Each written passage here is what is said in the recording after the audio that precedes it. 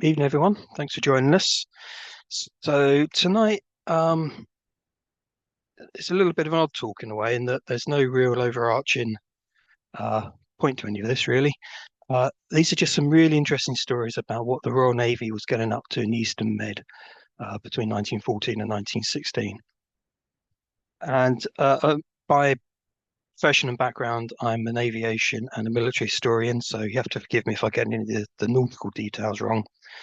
But what really has struck me in my own work on the campaigns in the Middle East is, first of all, just how heavily the Navy was involved, which you wouldn't necessarily think for desert campaigns, but they really did play an important role. And also, of course, everything always focuses on Gallipoli. That's all that people really look at, um, I feel, in the Eastern Med and the Aegean in those early couple of years of the war. There's some absolutely incredible other things that go on across this whole region of the globe.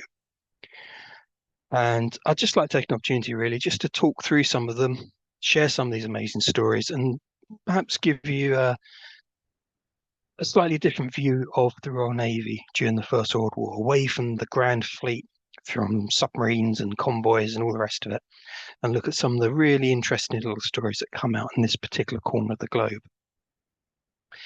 So, as I say, the Navy is very important to this campaign. Apart from anything else, really, the campaign in the Middle East is all about a waterway. It's about the Suez Canal. It's a crucial part of Britain's global economic war machine. It's about 100 miles long, runs from the top of the Red Sea through to the Mediterranean, and it is the shortest and quickest way to get men and material from really two-thirds of the globe to Britain's factories, and then increasingly to French and Italian factories as well. And Britain had effectively been occupying Egypt since the 1880s. It is a de facto part of the empire, although it technically remained part of the Ottoman Empire until 1914, in order to protect this waterway. Kaiser Wilhelm II would call it the jugular vein of the British Empire. If you cut that, you could cause enough disruption to British industry that you'd have serious repercussions across the whole war effort. And also a surprising amount of the important parts of this area, particularly in the Levant, which I'm taking to be the Ottoman province of Greater Syria, which ran from, you have Anatolia, which is the sort of the main body of Turkey in Asia. You can see at the top there. Then running down the coast, you have Syria and Palestine, the Transjordan, the Lebanon. These are all part of the Ottoman province of Greater Syria, but I will break it down for ease of reference into the sort of sub areas. Along a lot of those areas, most of the population, most of the infrastructure, quite close to the coast. You have the Jordan Valley, you have the Judean Mountains, pinning things into a coastal region, often no more than about 50 miles wide. And you have a single railway running from Constantinople down into the whole southern portion of the Ottoman Empire. And from Alexandretta, AS Bay, which is that little knobbly bit just at the top of where Syria meets Turkey, from there down to Damascus, that railway runs very close to the coast, sometimes only a mile or two inland. Once you reach Damascus, it branches off. Some of it goes south to initially Jaffa and to Jerusalem. Later on, it'll be extended down to Gaza and Beersheba. The other branch heads off across the Jordan Valley and eventually becomes the Hejaz Railway, running all the way down to Mecca and Medina. And that's a crucial part of the Ottoman Empire's internal communications network. And being so close to the sea, obviously it's very easy to observe from the sea. And having ships, as we'll see in a moment, off that shore gave Britain vital intelligence on what the Ottomans were doing, really in the majority of their empire. So on the outbreak of the First World War, Britain decides to clear the Mediterranean, the Red Sea, the Indian Ocean, everywhere else really, of enemy shipping. And they also illegally, as it happens, decide to clear out the Suez Canal. Now, under the 1888 Constantinople Convention, the canal is open to international shipping and cannot be closed by either Egypt or by Britain or indeed anyone else. However, obviously any German or Ottoman or Austrian ships that are in the canal do pose a threat to it. They could be used to, they could be sculled and used to block the canal. Just sitting there as ships in beam with wireless sets, they're an obvious intelligence asset to the enemy. And so Britain decides to clear out the canal under the rules of war. Enemy shipping that is caught in a port when war is declared is given a certain grace period to depart. This was allowed to any foreign shipping in the canal. They were given safe passage through it and up to 3 miles off either end of it, depending which way they were going. The Royal Navy had quite heavy patrols off the 3-mile limit and snapped up most of the shipping that was cleared out of the canal, and most of the shipping elsewhere in the Eastern Mediterranean as well. And those ships were escorted into either Port Said or directly to Alexandria, where a prize court was set up. And all of these ships were assessed. A nominal cost was put into a prize fund, which would be divided up at the end of the war between the entire Royal Navy. So similar to the prize system that operated during the Napoleonic Wars, for example, except it was a central fund, as that was seen as the fairest way to treat, for example, the sailors who would be on the Grand Fleet in the North Sea, who wouldn't have these opportunities. At the end of the war, it'd be divvied up equally between all Royal Navy personnel. And Britain had some fairly major ships, obviously, in the Mediterranean fleet. Once this initial system of clearing out the canal and the local areas was completed, most of them were dispatched to other areas.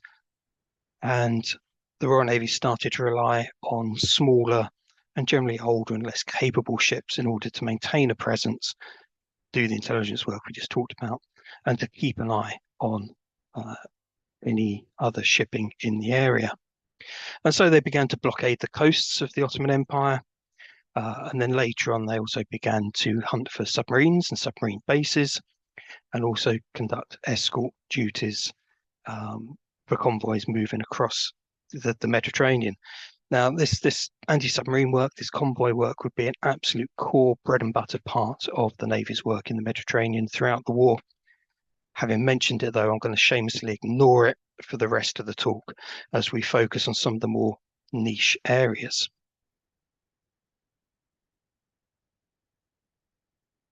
Oops, sorry. So first of all, I'd like to talk about a particularly interesting little seaplane unit that was set up in Port Said Harbour in November 1914. The Port Said Seaplane Squadron was a French unit operating Newport Type XH float planes. You can see one at the bottom there. Initially, 5 of them, along with their pilots and ground crews, were dispatched to Port Said by the French. They had been operating in the Western Med. They were dispatched out to the east as one of the French contributions to the war in the Eastern Mediterranean, in order to give the Royal Naval ships patrolling the Eastern Med and the Red Sea really extra reach to look inland. So they began arriving in November. They started operations on the 7th of December 1914. The Newport was a 2-seater, pilot and an observer. The French did not send observers. These were made up by British officers, either from the British Army or British officers in either the Egyptian or the Indian armies, men who are nominally familiar with some of these areas that they'll be operating over, and also men familiar with desert and conditions. And initially they began operating on a pair of light cruisers, HMS Minerva and HMS Doris. And they began to operate up and down this Levant coast, as you can see there, but also the Red Sea. Now, these ships would be hoisted on board the light cruisers, and as these ships were going on patrols of usually 2.5, sometimes 3 weeks, the aircraft would be hoisted out and used on a daily basis until such time as it went unserviceable, usually within 3, 4, 5 days. These are not terribly robust aircraft. They would become damaged, it would build up in the frame and start warping the wings, that kind of thing. And at that point, the aircraft would just simply sit on the deck until the ships returned to harbour. Despite this quite limited use, they were very valuable, and they did allow the Royal Navy to start looking much, much further inland. These are quite low performance aircraft. They've got a top speed of 50 to 70 miles an hour, depending on their load and weather conditions. They can get up to maybe 5,000 feet, and they've got a radius of operations of about 50 miles. They can go about 50 miles out and then back again, which was enough to see most of Palestine and Syria, at least as far as the Jordan Valley. And they proved very, very useful at being able to look deeper inland at troop movements and concentrations and other developments in those areas, and say down on the Arabian coast as well. They proved particularly valuable being able to look as far inland as Beersheba, just at the maximum extent of their range. And it was in January 1915 that they began to notice a build-up of Ottoman forces around Beersheba. And then later in January, a rapid drawdown of those forces, and they're able to track them marching into the Sinai desert. And this was the first warning that the British had that the Ottomans were making a major offensive against the Suez Canal. They were able to hand the position over to the Royal Flying Corps, who were operating out of Ismailia on the canal. They were able to pick up the Ottomans, track them through, and by the time the Ottomans arrived at the canal in the first week of February, the defences were on full alert, and they were able to be quite easily repulsed.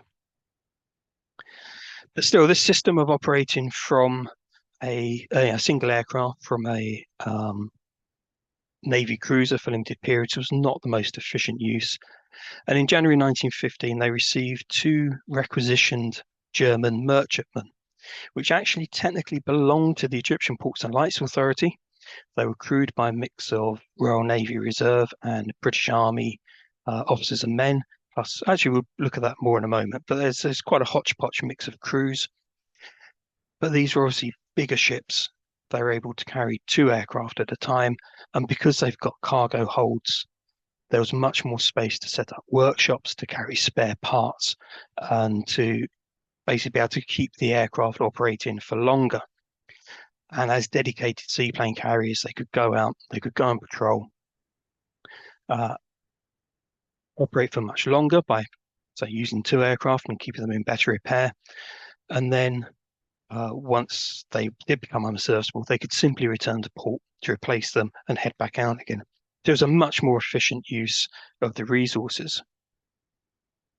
And the work they did, as I say, is intelligence gathering, observation work.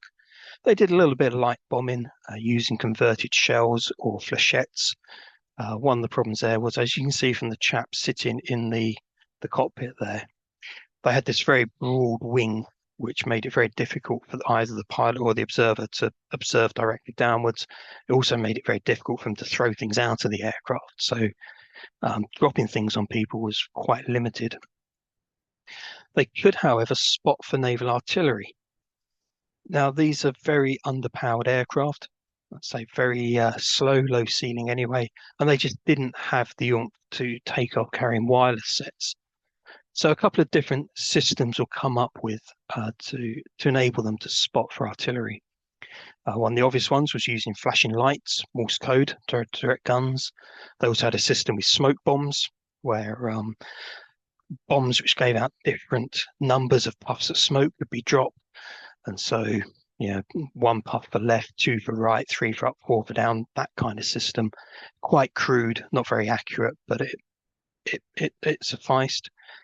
But really, the most efficient way they came up with was the aircraft would take off, it would fly over the target, and the observer would do a sketch map.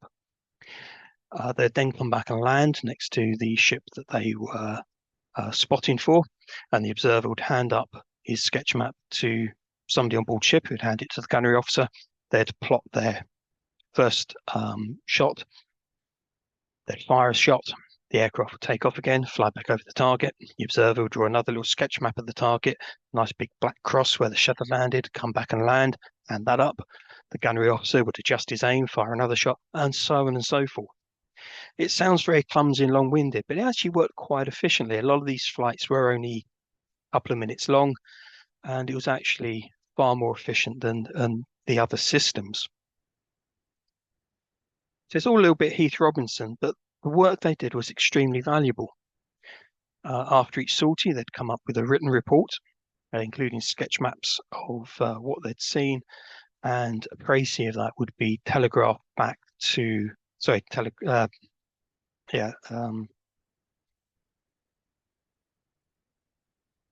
sent by wireless back to GHQ in Cairo, where it basically allowed the British headquarters in Cairo to have virtually real-time intelligence from deep behind enemy lines. And so it's very, very good for plotting the build-up of troops, for moving any large consignments and logistics being moved around, this kind of thing, as indicators of where the Ottomans might be focusing. These sketches would then be worked up when they got back to base. Much longer, more comprehensive reports would be written, and the sketches would be used to produce maps, either of entire regions, and you can see one there of some of the wadis and logistics around the Bay of Acre in Palestine. There's another more local one there around El Arish and the defences. And these maps would be used by the British forces as they advanced through the Sinai Desert in 1916, and were even still being used as the basis for maps by the Egyptian Expeditionary Force into 1917 and 18 as they advanced up through Palestine. It was fairly dangerous work. Several aircraft were lost, mostly to technical problems rather than enemy action, and several crew members were killed. But overall, it was very valuable work that they did. It began to wind down in early 1916, and we'll look at that more in just a second. But really, considering how these guys were organised, I always find it amazing that they were so effective. So you had the squadron was directed by either the British intelligence or from the Royal Navy East Indies Station, who included the Canal and Port Said. So either the Army or the Navy, and later on the French Navy, had operational control over these ships and aircraft. Administrative control, so rations and spare parts and what have you, were put through the Port Said depot, with the French Navy occasionally sending out money or spare parts. The ships themselves belonged, as I said, to the Egyptian Ports and Lights Authority. And later in 1915, as you saw, I've got the slides down in the wrong order. Later in 1915, the French Navy took a much more direct role in commanding the Syrian coastal area, and started taking a much more direct role in their command as well. On board ships, the command and structure was even more convoluted. You had British Army intelligence officers commanding each ship. So Captain L.B. Weldon of the Royal Dublin Fusiliers, captaining in the Anne Rickmers, which was later commissioned into the Navy as HMS Anne. The Ravensfelds was commanded by an officer in the Royal Army Medical Corps. I have no idea how he got that job, but he did. The actual captain of the ship was a Royal Naval Reserve officer. He had Royal Naval Reserve officers under his command and a few RNR crew members as well. They also had detachments of bluejackets, Royal Navy ratings, and Royal Marines, both for defence of the ship and also to act as limited landing parties, which is a role we'll look at more later. They had Syrian boatmen who knew the waters and knew the coasts. They would be used for landing these raiding parties and also for landing agents as well, and then later picking them up again. You had the French pilots, the British Army observers, the French engineers.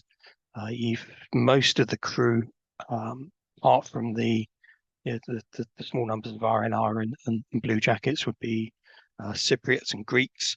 It was a real absolute hodgepodge of a system.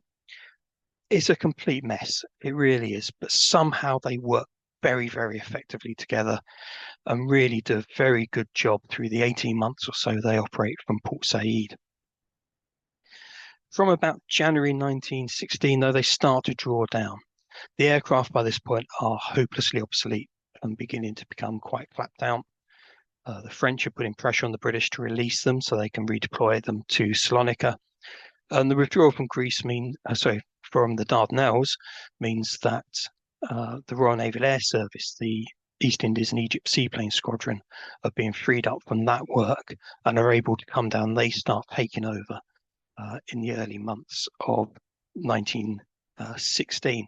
And there's quite a lot of friction between the French and the Royal Naval Air Service forces. They're co-located for a couple of months, and there is quite a lot of friction between the two units who disagree on pretty much everything about how to do their jobs. But finally, in March into early April 1916, the French are finally withdrawn, having put in thousands of hours and sorties and done, say, some really valuable intelligence gathering work. So as mentioned, one of the ships they used to operate from was the HMS Doris. Now she is an Eclipse class light cruiser launched in 1896. She's 5,600 tons displacement, 370 feet long, 54 feet wide, with a crew of about 450 and a top speed of 19 knots. Her armament consists of 11 6-inch guns, 9 12-pounders, 7 3-pounders, a pair of Maxims, and 3 torpedo tubes. So she's pretty small fry by Grand Fleet standards. But she, along with various others of her type and class, are designated for coastal patrol for the Levant. HMS Minerva, for example, is the same class but a year older. And they also worked with a few foreign ships as well. There was a couple of French coastal cruisers whose names I'm afraid I won't even attempt to pronounce, who operated in those waters, and also a Russian cruiser, the HIMS Askold, who was a little bit younger and also a lot bigger and better armed. Among all those attributes, Doris also had a very determined skipper, Captain Frank Larkin, and he really embraced this coastal work with enthusiasm. Doesn't even seem to be to cover it. What he got up to, particularly through those last couple of months in 1914, is more out of a C.S. Forrester or a Patrick O'Brien novel than a First World War naval history, I feel anyway. They would patrol the area, observe the railway, observe enemy ports, gather intelligence. They would seek out enemy prizes and either sink them or seize them for taking back to Alexandria. They would intercept neutral shipping, check it wasn't carrying war stores, also question the crews to gather intelligence, and really got quite enthusiastic with all of this. And I just want to really demonstrate that by talking briefly about just one cruise of the Doris in the last 2 weeks of December 1914. So most of her work was concentrated in the top right-hand corner of the Eastern Med, in a broad triangle between Cyprus, Beirut, up the Syrian coast to AS Bay, where you can see there between Dana and Alexandretta, and back down along the Anatolian coast to north of Cyprus and back to Cyprus. Although being based out of Port Said, they would put into and check places like Jaffa and Haifa on their way out and back again. So this particular cruise I'd like to look at started on the 14th of December 1914, when they left Port Said with a single seaplane on board.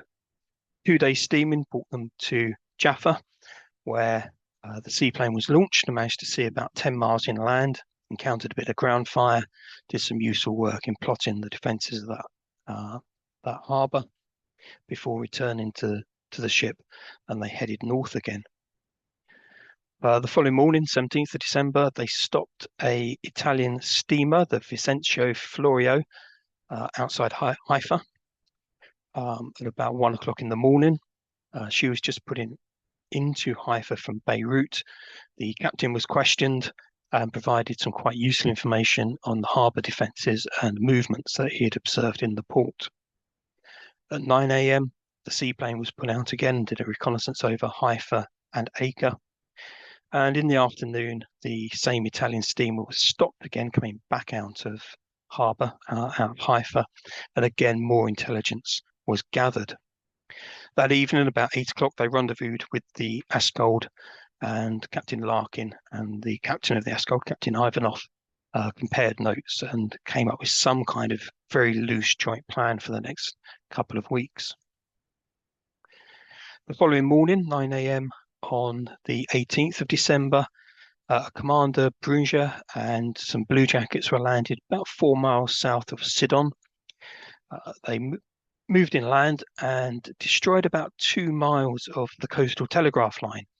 They cut the wires and the poles up into smaller parts and smashed the insulators on the main communications route between Constantinople and Damascus, and down south towards Jerusalem, and also part of the branch line that ran off towards Damascus before everyone was retrieved safely back on board ship.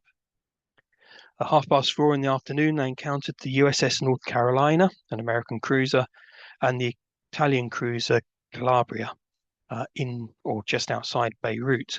Now, the Americans were very serious about neutrality. They took the rules very strictly, but the Italians were a bit looser-lipped and provided a certain amount of information about Beirut and conditions in the ports at that time. Overnight, they continued to sail north to the Bay of Antioch and then up towards the Gulf of Alexandretta. The weather was slightly choppy that morning, so when they tried to put the seaplane out and launch it, unfortunately the aircraft became swamped and the wings became soaked and began to warp. And so that was the end of seaplane operations for that particular cruise. That afternoon, another Italian steamer was stopped and boarded, and the captain provided a lot of information on intensive military activity on the railway up around Alexandretta. So that afternoon, the Doris entered Alexandretta, and about 11 o'clock at night, Lieutenant Goodyear and some bluejackets were put on shore about 6 miles north of that town. And they returned 2 hours later, having removed the ties from some of the rails on the coastal railway and slightly offset them, so it wouldn't be immediately visibly obvious, but it would be enough to hopefully derail any train going past. And indeed, about 2:30 in the morning, indications were seen, light flaring from the engine and what have you, that a train had indeed been derailed. Now, as it happens, actually the engine had managed to largely get past, wobbled a bit, but got past the brake, but the 35 trucks behind it had derailed and come off the line. And when dawn came on the 20th, and they could see this, Larkin and many of his officers found themselves with very mixed feelings. They could see the derailment, and there were camels everywhere. There were camels surrounding the wreck. There were some still in some of the trucks, where obviously a lot of them had been carrying these animals. And British sensibilities really kicked in. And Larkin and most of his crew seemed to have felt terribly guilty at inflicting war on these innocent animals. Shortly after dawn, they then sailed north up towards Payas. They sent a shell at another train on the way, and then began to shell a bridge which they knew was there but couldn't directly see from offshore. They believe they destroyed it. In fact, they didn't.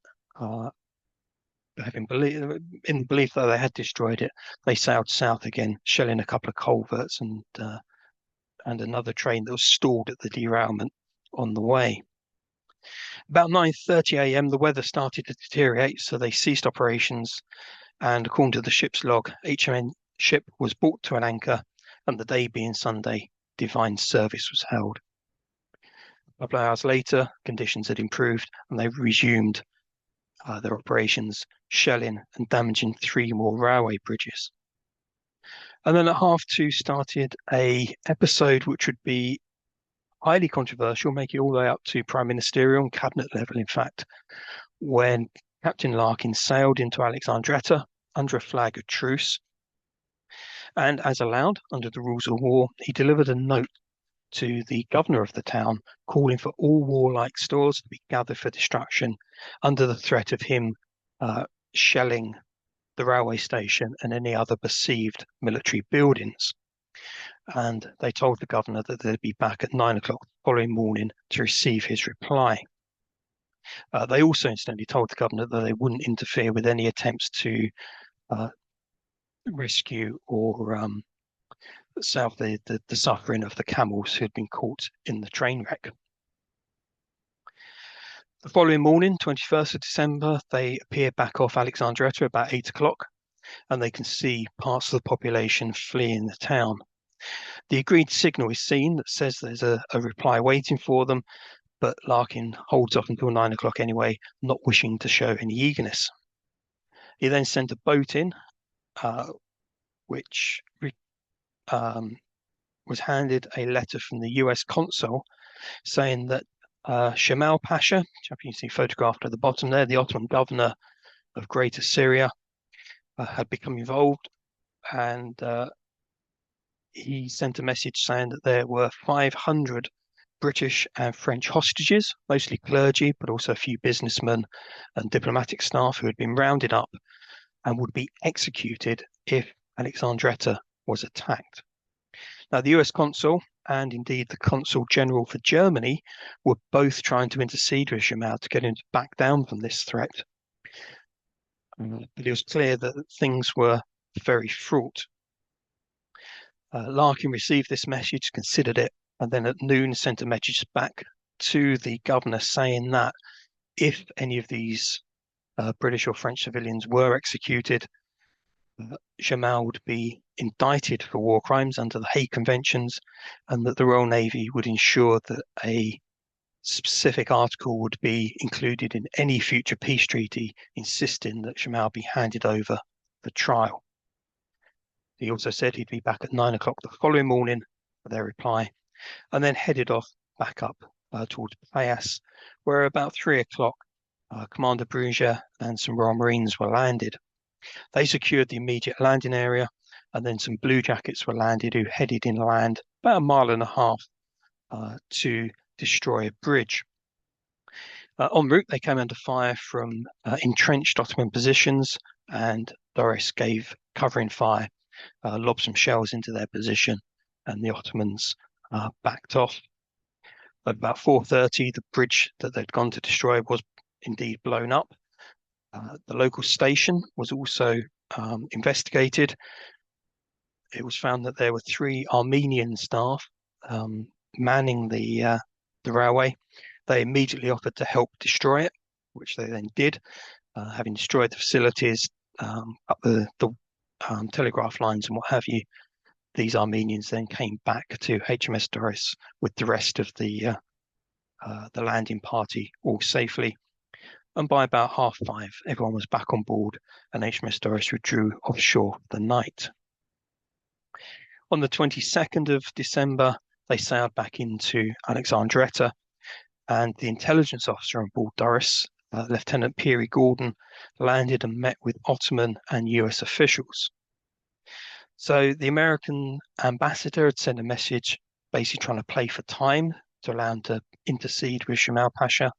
But there was also a note from Jamal saying that he agreed that any railway engines in the town would be destroyed. No other stores. Now, it was a compromise, but Larkin accepted it, and arrangements started to be made. So under the Hague Convention, Clause 2 of the Ninth Convention, if you're taking notes, the Ottomans had the right to destroy their own engines, but they didn't have any explosives. So the Navy provided some slabs of half-pound slabs of wet gun cotton, which is fairly volatile stuff, and something the Ottomans had no experience of.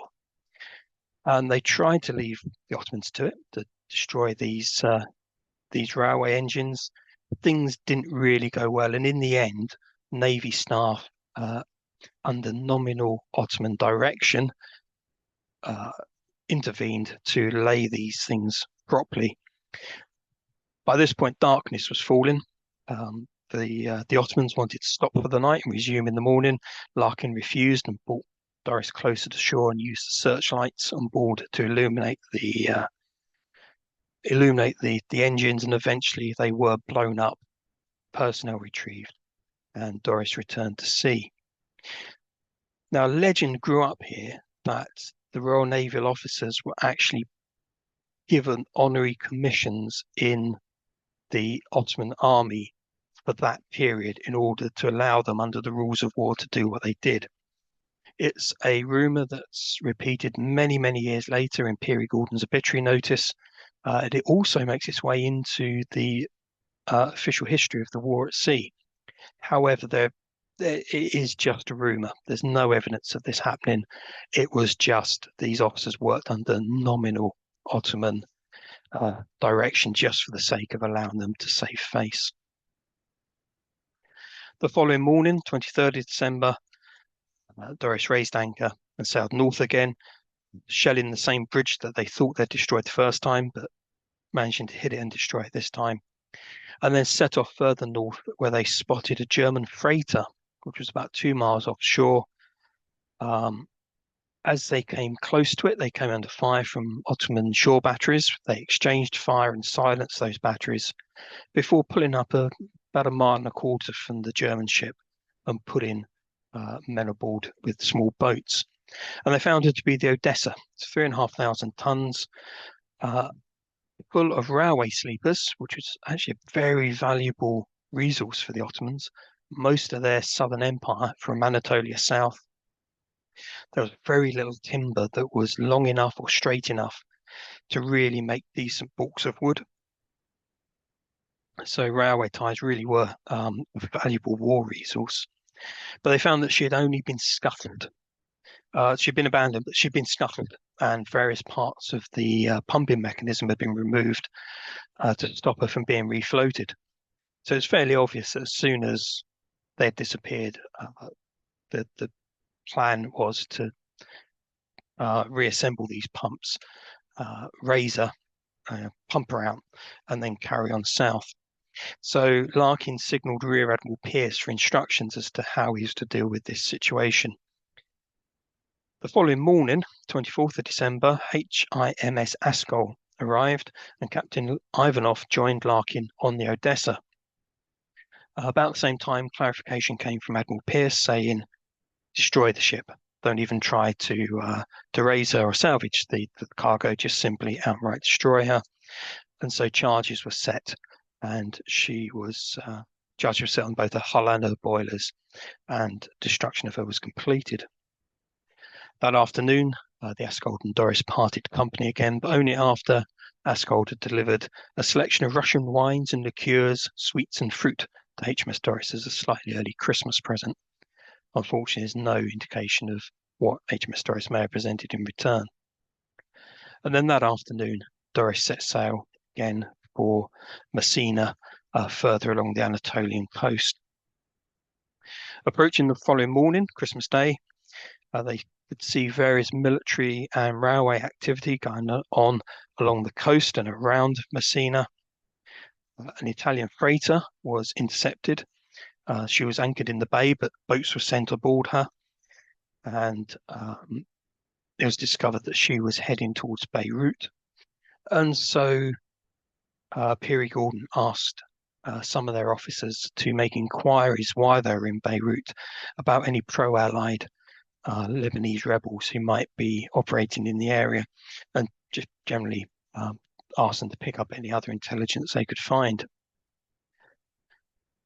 About 9 o'clock in the morning, Doris set course back towards Syria, but was diverted to Cyprus to pick up what's known in Larkin's report in the ship's log as an interpreter. But it's quite clear from the context that actually this chap was more of an intelligence asset rather than strictly an interpreter. At 10 o'clock, they arrived at Famagusta to pick up the interpreter, Mr. Lukac, only to find that he had absconded. By 9 o'clock the next morning, efforts to find him continued to fail, and so they set sail for Beirut, arriving there about 11 hours later.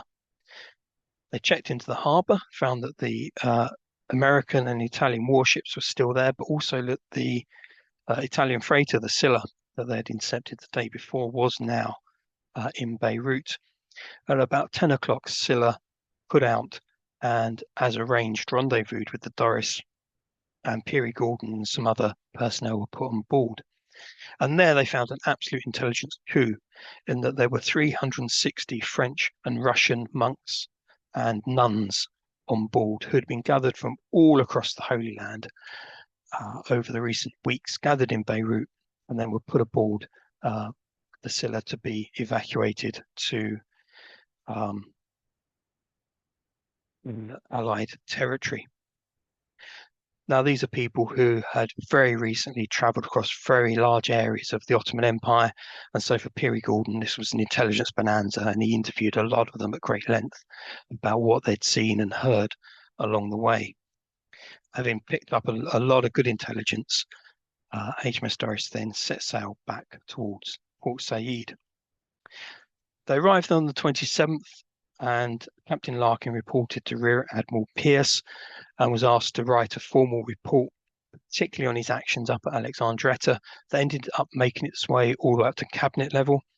The Prime Minister got involved because of the diplomatic repercussions of threatening one of the leading members of the Ottoman Empire with execution, with their threat of execution of British civilians and what have you.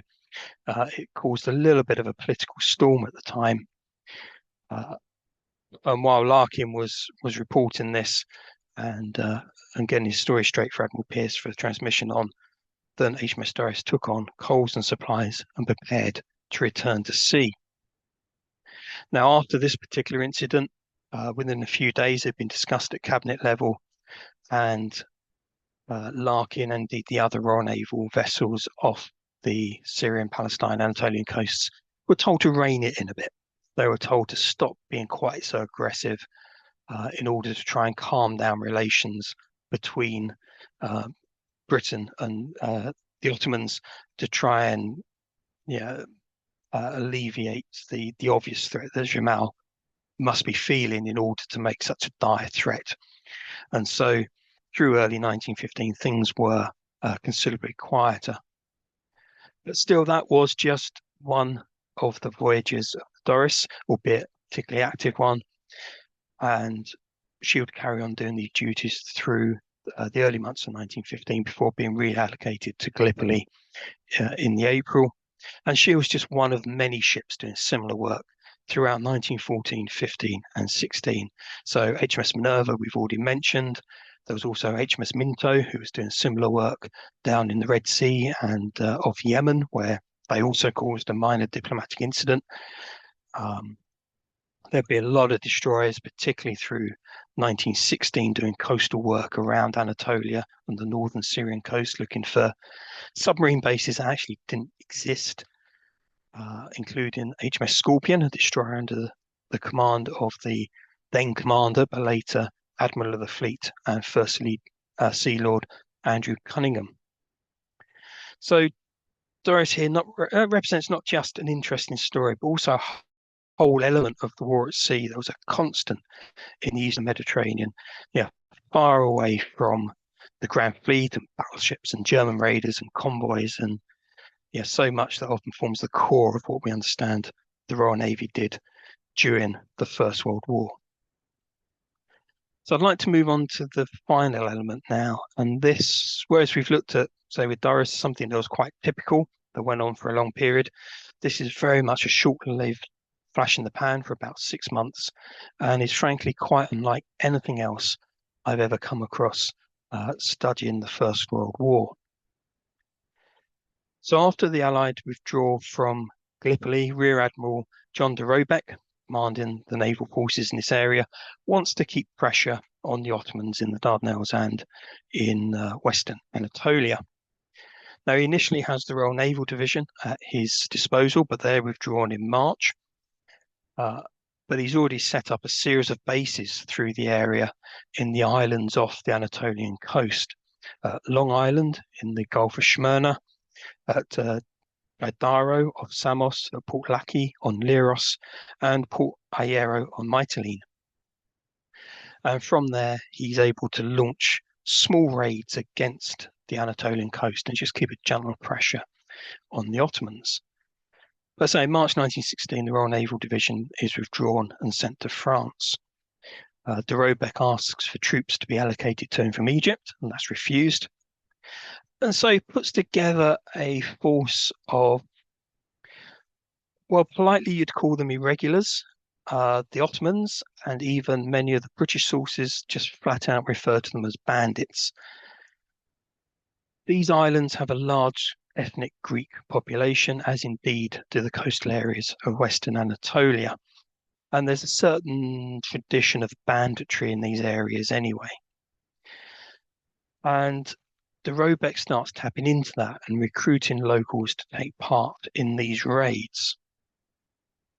Now, the first such raid is mounted on the 22nd of March 1916, and it involves the 6th Detached Squadron, which is commanded by Captain Larkin on HMS Doris. And they raid just north of Scala with a force consisting of the Doris, of the Whitby Abbey, a minesweeper, Trawler 1844, and then 6 Greek boats, or cakes as they're known locally, with 30 armed and 6 unarmed Greek irregulars. When they return to Long Island later that day, they bring with them 600 sheep, 50 goats, 30 oxen, and 5 horses. This cash is split. Half of it goes to the bandits as effectively as pay, and the other half is bought by the Navy. The money goes into a reserve fund that then starts funding further operations, and quite a lot of the sheep and goats in particular, and the oxen, end up as Royal Naval rations. The raid was such a success that the 1st and 4th Detached Squadrons are soon allocated similar work, plus on and off odd units from the 5th Destroyer Flotilla, and even French and Italian naval vessels join in. And it soon grows into a much larger enterprise. Lieutenant Commander John Myers, later Professor Sir John Myers, OBE, eminent Oxford archaeologist, who has spent a lot of the 20 years before the war in these areas, knows the waters, knows the people, has a lot of contacts. He's already operating in the area, developing intelligence sources. He's bought into this raiding side of things, where he quickly earns the nickname the Blackbeard of the Aegean. He sets up contacts with locals. He sets up, as well as his intelligence network, recruiting networks, and the whole thing is very quickly put on a very formal basis. The irregulars are organised into groups of 10 under a nominal Hanos, it's called, sort of a senior NCO or junior officer. Very, very strict discipline is imposed, understandably so. The men are taken on 1-month contracts. They are issued arms and rations, but have to pay for their own ammunition, presumably to stop them just blazing away at anything. And the Royal Navy starts depositing them in various places to go ashore to attack defences, so lookout posts, gun emplacements, to attack other military targets such as the railway and the telegraph system, and also to attack what's termed warlike stores. So parts of timber, for example, or livestock. The Navy brings the whole under the general category of cattle. Mostly it's sheep, it's other animals as well. I'm afraid that's the closest photo I can find of Anatolian cattle is these ones here from Syria. Apart from the accents, I'm sure they're precisely the same. And they would be bought off in large numbers over the next 6 months. The irregulars, they were paid partly from the booty that they bought back, the animals. They would also be paid bounties. So if they captured or destroyed an artillery piece, the men involved got to split £100 between them. If they captured a rifle and bayonet, they received a bounty of £4. If they captured an Ottoman soldier with his rifle and bayonet, they received a bounty of £5, which probably says something about the perceived value of Ottoman troops.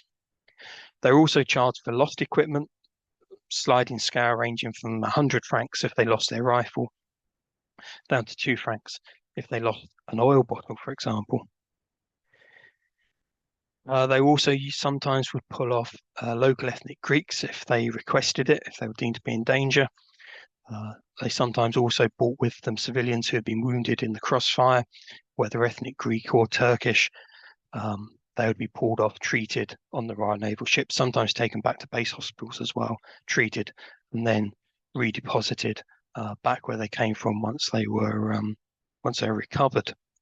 And the whole thing quickly became a very well-oiled machine. So, for example, on the 24th of July 1916, an operation was mounted including the destroyer HMS Reynard, a fleet sweeper HMS Newmarket, the monitor M33, which is now preserved down at the Royal Naval Museum at Portsmouth, motor gunboat Umala, 7 ketches, a motor lighter, a steamboat, and 18 local craft, all under the command of Captain Larkin. And they landed either side of the Tuzla River just after dark. Small forces were put ashore immediately. Initially, they found out telegraph lines, tried to isolate the local area before the main force landed about 2 o'clock in the morning. And from there, they sort of spread out and headed inland. They destroyed patrol posts, they rounded up livestock, and then pulled back to the coast just after light as Ottoman forces began to gather in response. So Ottoman infantry patrols, but also Ottoman aircraft, seaplanes mostly, from bases along the coast. And both Reynard and M33 there provided long-range covering fire as the irregulars pulled back to the ships and loaded their gains, which took them until midday. But when they did finally pull out, they did so with 1 camel, 47 horses and 10 foals, 83 donkeys, 267 bullocks and 24 calves, and 2,769 sheep and goats. And this was by no means their largest haul either. They sometimes were bringing off thousands of these animals, which they were just bringing out in the small boats and then packing on board the decks of the ships. Now, I scoured M33 desperately hoping to see hoof prints picked into some of the bulkheads. Unfortunately, I couldn't see any. But I wouldn't have been terribly surprised given a report that Larkin wrote to Admiral de Maurebec on the 12th of May 1916. The Whitby Abbey embarked the majority of the cattle, her officers and men working with most remarkable dexterity, slinging on board camels, horses, water buffaloes, bulls, etc., till the ship was crowded from stem to stern. Some of the bulls were very fierce, and one went mad after being embarked. It was a novel sight. You can imagine it was. In mid-July, de Maurebec was replaced by Vice Admiral Cecil Thursby, who kept up the raids but was coming under increasing political pressure. So the Greek government was complaining because Greece was still supposed to be neutral at this point, and they're worried about Greek nationals and ethnic Greeks being used for these raids and any potential retributions from the Ottomans against these ethnic Greek populations. The Ottoman government was also complaining via the Americans that this was basically banditry and against the rules of war. So it's a fairly rare case of those two governments agreeing on something. And there was also unease among the British High Command. I mean, this was banditry. And throwing armed ethnic Greeks on shore among ethnic Turkish populations, there were inevitably unfortunate incidents. No Royal Naval personnel would go ashore, and once these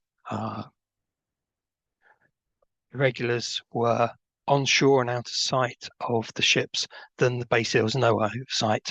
There was no way to control their actions. There was also a rising submarine threat in the Mediterranean, and all of these small boats, these minesweepers, these ketches, monitors, and various other things were either needed for, well, actually the monitors were needed for shore coastal work down off Sinai in southern Palestine, but these ketches, minesweepers, destroyers, and what have you, were needed for submarine hunting and convoy escort duties. And so on the 26th of October 1916, the operations were ceased. It was suggested they be restarted in 1917, but the idea didn't gain traction and soon petered out. And this would just become a 6-month period when the Royal Navy stole thousands of head of cattle off the Anatolian coast. So it's an interesting story. It's quite an incredible story, really. But it did also have a very real effect on the Ottoman war effort. Small, but real.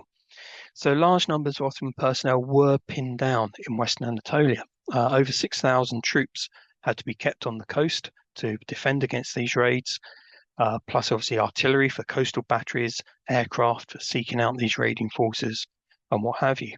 And during 1916, the Ottomans had stiffened those defences and even mounted local counterattacks. So Long Island, for example, was recaptured by the Ottomans, mostly by shelling from the mainland, but still they were putting resources, diverting resources from elsewhere in the empire into countering these raids.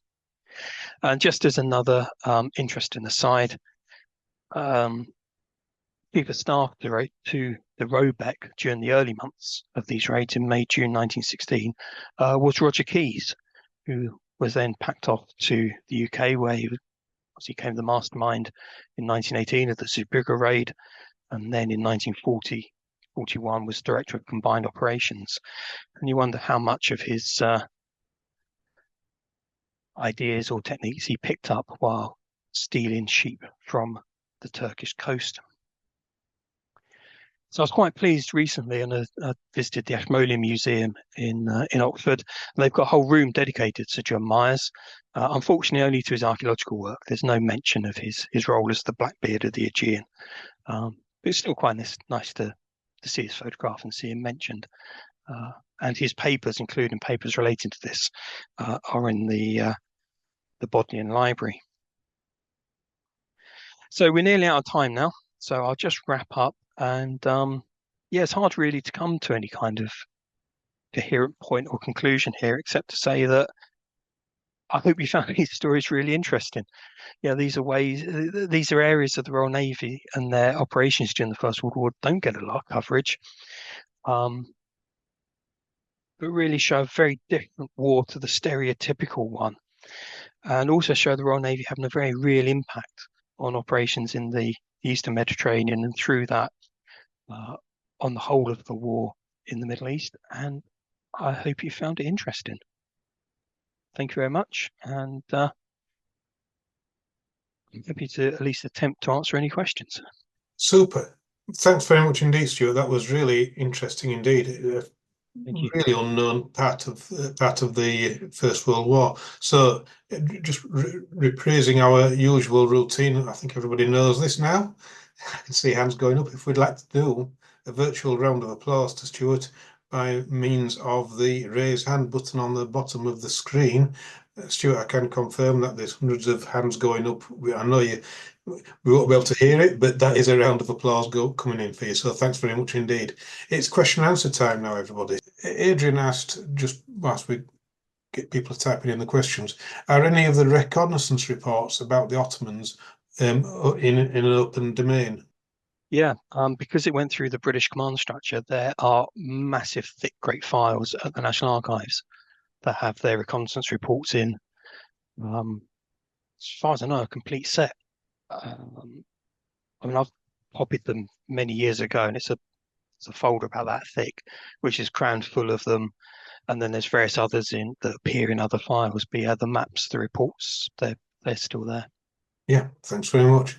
The sheer volume of cattle that was pinched, was it more than they could remotely cope with, or were they able? Did they have enough hold space in the vessels for this? It just seems a remarkable amount of. Yeah, they just crammed them onto the decks. As far as I know, they didn't put them actually inside the ship. Presumably that would have either taken too long, or just the mechanics of it would have been too much. But they would pile them onto the deck, cram the decks with these animals, and then sail away again. I mean, the distances weren't that far, so I don't suppose it was for very long. But it must have been fun trying to clean the ships off again afterwards. Yeah, you should imagine it'd be quite messy. try and get Owen on board there. Thanks, Owen. Right, you've got a question there for Stuart.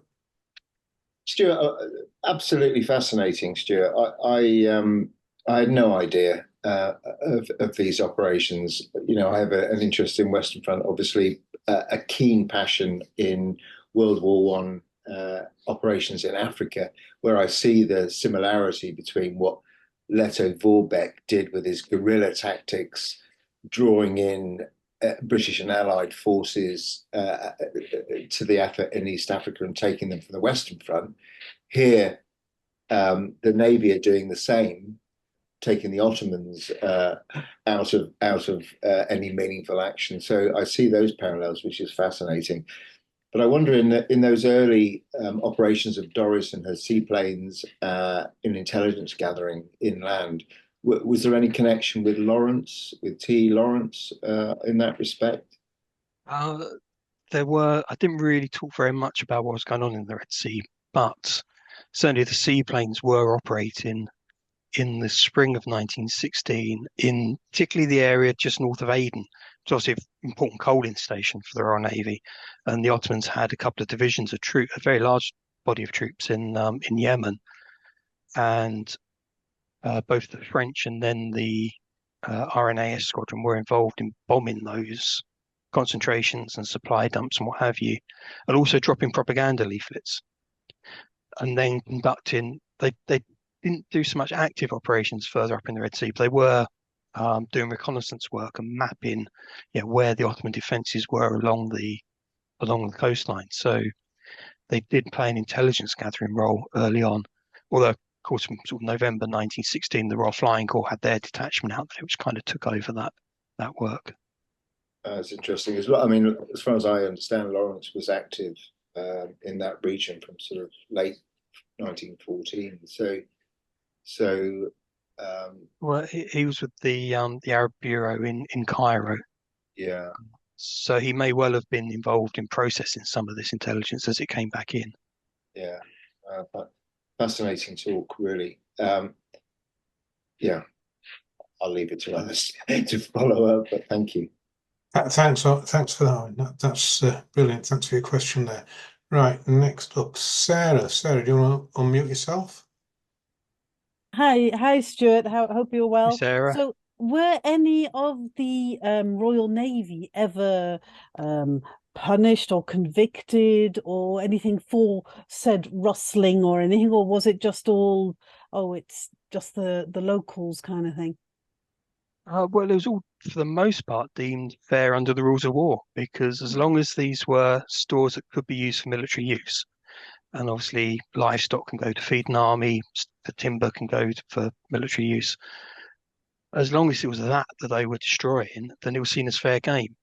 It's these unfortunate incidents that happened at the same time where there were civilians caught in the crossfire, or the Navy were very, very strict on looting, for example. So when the irregulars were lifted back off the coast, they would be physically searched as they came off. And if there was any loot found on them, anything they shouldn't have, cash or goods, then they were very strictly punished. But even so, say, unfortunate things happened. But as far as I know, it was all just seen as fair game under the rules of war.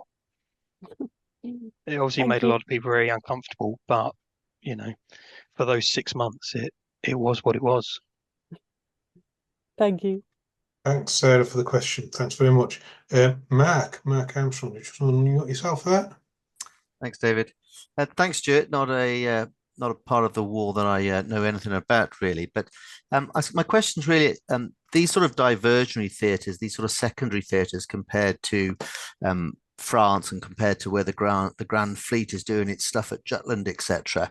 Is there anything to suggest that the commanders were looking to sort of push their own careers, that they, a bit of fear of missing out by being left in the Med, that by carrying out raids, etc., they could keep themselves in the eyes of the seniors, that they wouldn't be left behind? And how did they fare in the long term career wise compared to those who were in the Grand Fleet?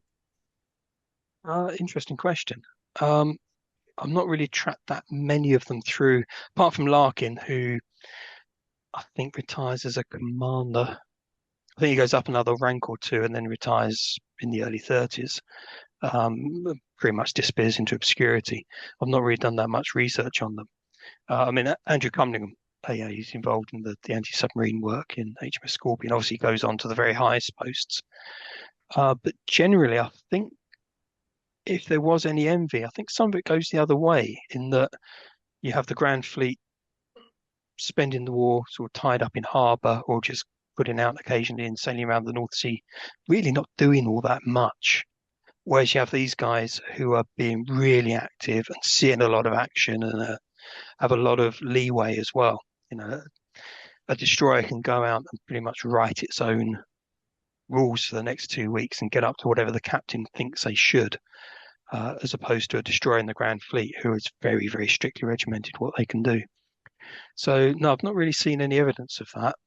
I wonder if anything was reflected in terms of decorations. If a study into decorations might show how well they did in comparison, might be an interesting field. Thank you, Stuart. Thanks for that. Right, okay, we've got. I've asked John Richards to join us, but he hasn't. But he asked a very good question, so I'll ask it on John's behalf. John asked, "What happened to HMS Doris later in the war?" Well, if I remember correctly, she was sent back to home waters, I think, in 1918, and then was scrapped in the early 20s. So she served in Gallipoli, then was on this kind of work in the Aegean in 1916. Yeah, from memory, she was sent back to home waters towards the end of the war. Which is a shame, because I personally have a great soft spot for her. Absolutely, yeah. Good question. Thanks for the answer there. William Anderson. William, do you just want to... Hey, well done, Stuart. I had a question about Beirut and its kind of legal status in terms of neutrality. I noted the presence, you mentioned the presence of the U.S. cruiser and a German cruiser in Beirut at the port at the same time, which is kind of interesting. But being early in the war, obviously the U.S. was still neutral. But did the Royal Navy, the destroyer ever? I wasn't sure whether it went into the Beirut harbor or not, or was it just sitting off shore and kind of looking at the harbor? No, at that point it was there was the American cruiser and the Italian cruiser as well was the other one, and the Italians were neutral at that point. No, Doris, as far as I know, never actually put into Beirut. They'd just stay offshore and talk to ships as they came in and out. Later on, the French would be more active in that area and would seize an island off Beirut and sort of basically control access to the harbour. Try and remember the name of the island. I want to say Rabat, but I'm not sure that's correct. But the French were always a bit touchy about places like Beirut because they saw it as very much part of their perceived sphere of influence. They didn't like the Royal Navy being too active in places like that. I'd like to note that the railroad that you talked about up there in the north around Aleppo, I mean, that's the famous railroad that it was like the only railroad they had going down into Palestine, and it was continuously being disrupted. But they were the Turks were pretty good at putting it back together and getting rolling stocks rolling down, so that when we talked about that Sinai campaign, they still had plenty of stuff coming down that railroad. Yeah, and in fact, they continue to expand their railway network, particularly in Palestine, the Transjordan.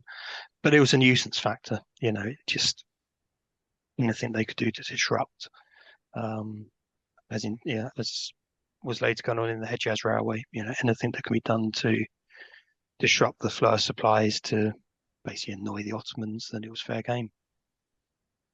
It was a fairly small investment for the Navy to just have a destroyer lob a few shells at things every now and then to, cause a ripple effect of disruption and shortages, even if they were temporary. Having been some time on a ship myself, I thought it was interesting that the bluejackets, a lot of those young men were probably glad to get off the ship, even though they were going to be shot at some point. Going ashore is a wonder for sailors. Thanks. Thanks, William. Thanks for the question. Right, we've got another question which I'll ask on behalf of Veronique Thevos. I beg your pardon if I've mispronounced your name there. Veronique asks, did they manage to rescue the camels off the railway? They were valuable animals, always in demand. So yeah, good question. Any ideas, Stuart? Hi, Veronique. As far as I know, they were rescued. I mean, some of them had obviously been injured, and I believe some had been killed, although mostly the accounts talk about them sort of milling around. But given that the Navy then seemed to have declared them, arbitrarily declared the camels neutral and told the Ottomans they could go and rescue them without being interfered with, I assume they were rescued and then deployed wherever for the Ottoman war effort. Okay, thanks for that. Right, okay, who's next? Christopher Watts. Christopher, do you want to just unmute yourself? Hi, Stuart. Thanks for your great talk. Very unusual subject matter. So I was interested, could you confirm that the Port Said Seaplane Squadron never actually attacked either enemy port installations or enemy shipping?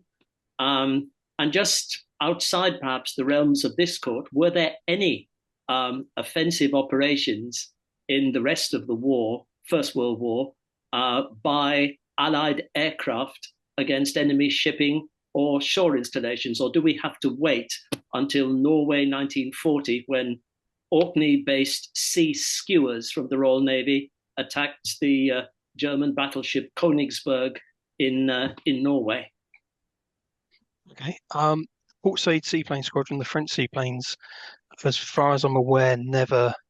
I say they really did very little bombing anyway, and it was mostly, as I understand it, of Ottoman camps, and the aircraft just weren't powerful enough. It was as simple as that. When the Royal Navy took over the East Indies and Egypt Seaplane Squadron, they were operating short 184s, which were more capable, and they could carry a small bomb load, or indeed torpedo load. I mean, the first ship to be sunk by an air-dropped torpedo is sunk by a short 184 up in the Dardanelles. So they were more aggressive in attacking shore installations. So in September 1916, for example, there was a couple of formations of RNS aircraft attacked the Ottoman supply base and small German airfield at El Arish. Not very successfully, it has to be said, and the Germans then retaliated and bombed the ships at sea. But they were more aggressive in attacking shore targets with the shorts, just because they could carry munitions that made it worthwhile. And of course, there had been a little bit of that sort of thing going on in East Africa down in the early months of the war.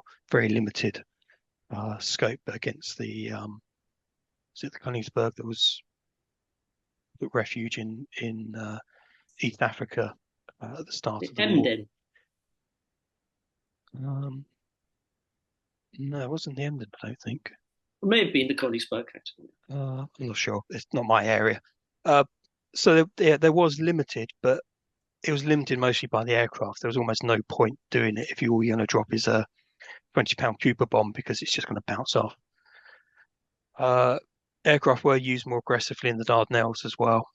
They were used for artillery spotting and for attacking throughout the war. I mean, the Royal Naval Air Service remained in the Dardanelles right through to the end, and were even bombing Constantinople in 1918. So they were more aggressive than you might think, but not to the extent of being able to stage something like Taranto or anything like that. They just didn't really have the weight of ordnance to hack a major installation like that. Thank you very much. Thanks, Christopher. Thanks very much. Who's next? Bill Twist. Hi there. So thanks very much.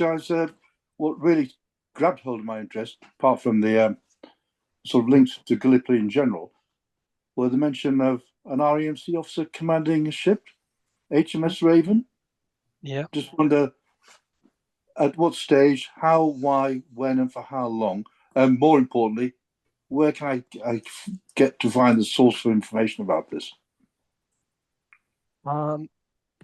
Must admit, off the top of my head, I'm afraid I cannot remember his name. Right. Weldon commanded the other one. Now, he wrote a good memoir called Hard Lying in the Levant, which Hard Line in the quite, Levant. Yeah, it's quite recently been republished, and that's a Right, good that's book. the It doctor, goes yeah. into a lot of detail about this, and he presumably mentions his co-captain at some point. I don't remember ever finding out much, because the thoughts had occurred to me. Now, I'll admit that most of the research I was doing on this was 10 or 12 years ago when I was writing my book on the Eastern Right. Mediterranean. And so some of it has faded over time. But as far as I remember, I never got to the bottom of why this guy was put in charge of an Anglo-French, Cypriot, Syrian, etc., seaplane carrier. It's a real, say, hodgepodge unit. They drag people in from all over the place. Yeah, Hard Lying in the Levant. Okay. Yeah, by Captain Weldon. Dig into that. There was an instance during the campaign where one of the infantry battalion's CO became hors de combat and handed command over to the senior officer at that time, who was the doctor, who fortunately for him had a solid regimental sergeant major to guide him through the process. But thank you. Interesting that. Great. Thanks, Great. Chris. Thank you.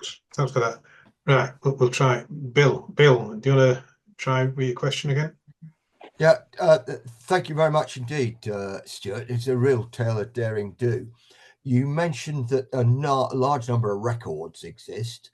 I just wondered whether Lieutenant Commander Myers, Blackbeard, whether his operations had any influence on the Second World War when the SBS were rampaging around the Aegean, raiding ashore, collaring things and then disappearing into the night. And in fact, I think at that stage they were actually mooring on the eastern side within Turkish waters. Another very interesting question. I'm afraid I just haven't found any evidence one way or the other. It's tempting to draw, because of the similarities with the SBS. Likewise, I say Roger Keyes being involved in this and then going off and planning the Zeebrugge raid. It's tempting to draw these lines and say there must be some influence. There must be somebody sitting in Alexandria or Cairo or Port Said in 1939 thinking, hang on a minute, what did Dad used to talk about, or whatever, or somebody still having a filing cabinet with all this stuff in. And those ideas, unfortunately, I just can't find any paperwork to directly link them. So I wouldn't be surprised, but unfortunately, I've not been able to find any direct evidence. I've done a lot of research into a lot of areas in the 20s, 30s, and 40s in the Middle East, where particularly the Air Force, so professionally I'm an Air Force historian, and particularly the Air Force is doing things that you think must link back to what they were doing in the Sinai 1916 or Darfur or whatever. It's really difficult to find that paperwork because people don't tend to sit down and go, well, we'll write it up as once upon a time this happened, so now they like to present it instead as we've had a really bright idea. We think we should do this. And so that continuity just doesn't really come through in the records. It's a real pain in the bum for historians, unfortunately, but it's the way it is. Human nature, I suppose. Why give somebody else the credit when you can potentially come up with it yourself? Perfect. Thanks very much indeed for your question, Bill. Right, last couple of questions. David Taft. David, do you want to just... My question really, and thanks for the talk, Stuart, is thank you for the extra things that you've given me to think about the First World War. I'm going to waste a couple of hours now on finding out things that I didn't really need to know, but there you go. Now, my question really relates to the start of the talk when you said that prize money was going to be accumulated and paid out at the end of the war. Did that in actual fact actually happen? And if so, was it to all ranks and was it even, or was it sort of on some sort of sliding scale? as I understand it, it definitely was paid out. There was this prize fund, and it was paid out to not only serving naval members, but also widows and orphans or families, what have you. If your relative had been killed, you still got his cut of the pot. I'm not sure exactly how it was cut down, but it was broadly similar to the way it had been done in Napoleonic times, where officers of different ranks were given different percentages. Ratings obviously got pittance each, but as you went up the ladder, you got a larger and larger share. There are files on this to the National Archives. I can't remember off the top of my head where it's anywhere else. I can't remember if the official histories talk about it, I'm afraid. It was something that it surprised the heck out of me when I first came across it looking at this, because I'd never heard of it. It did take a little bit of digging, but there is information out there on it. Unfortunately, it's long since leaked out my ear. So I was doing most of this research quite a while ago, I'm afraid. Thank you again. A wonderful talk. Thank you. Thanks, David. Last but very much not least, Peter. Yeah, thank you, David and Stuart. My questions was prompted by those photographs you showed us of a blue jacket, a very heavily loaded blue jacket. My question is, were these naval ratings that had some sort of small arms training or infantry training, or if that is the case, what happened to the contingent of Royal Marines that each naval vessel used to have? So the Royal Marines, they still had those small contingents on board, and a couple of the landing parties that Doris put ashore did have Royal Marines, although they tended, I always found this quite strange, but they'd put the Royal Marines ashore to kind of secure, I suppose, a beachhead, a small area, and then bring the bluejackets in, and then they'd let the bluejackets loose to go inland and blow up bridges and what have you, while the Royal Marines held sort of a secure area for them to fall back to.